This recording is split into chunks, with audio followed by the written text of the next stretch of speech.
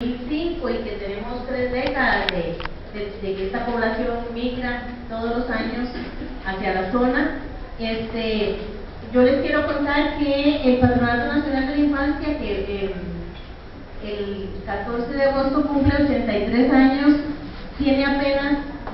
762 profesionales para atender toda la población y todo el país. Tiene más funcionarios Correos de Costa Rica. No estoy minimizando la labor de Correos, ¿verdad? Es muy importante, pero tenemos esa diferencia tan marcada. Mientras en cada cantón de Costa Rica hay una fuerza pública muy bien instalada, gracias a Dios que el Ministerio de Seguridad Pública ha progresado en ese sentido y que casi cada distrito del país tiene un EBAI. Nosotros somos apenas 41 oficinas locales, la mitad de las cuales cuentan solo con 3 funcionarios para la atención de situaciones de riesgo o riesgo inminente o mayor vulnerabilidad. En realidad, concretamente, no hemos pensado en contar con población, con una persona profesional especialista en el tema de indígena,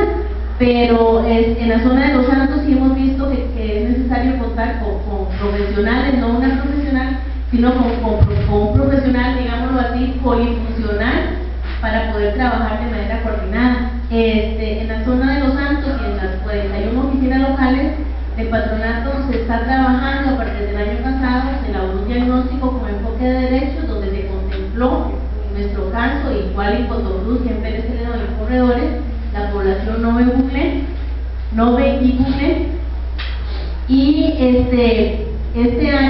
la labor que se está realizando en este momento es la devolución del diagnóstico y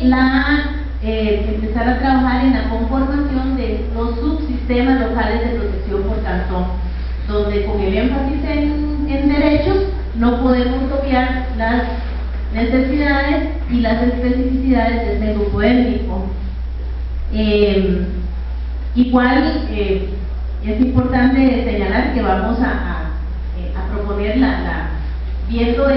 partiendo de este foro, ¿verdad?, de que es importante contar con los recursos. En relación con los casos que refirió Marta, las dos niñas, le comentaba yo a mi compañero que le voy a pedir a Marta aquí formalmente su exposición para elevársela a la presidenta ejecutiva y que ella conozca cuál es lo que usted está planteando y se dé la investigación, se busque cuál oficina estaba a cargo, qué fue lo que pasó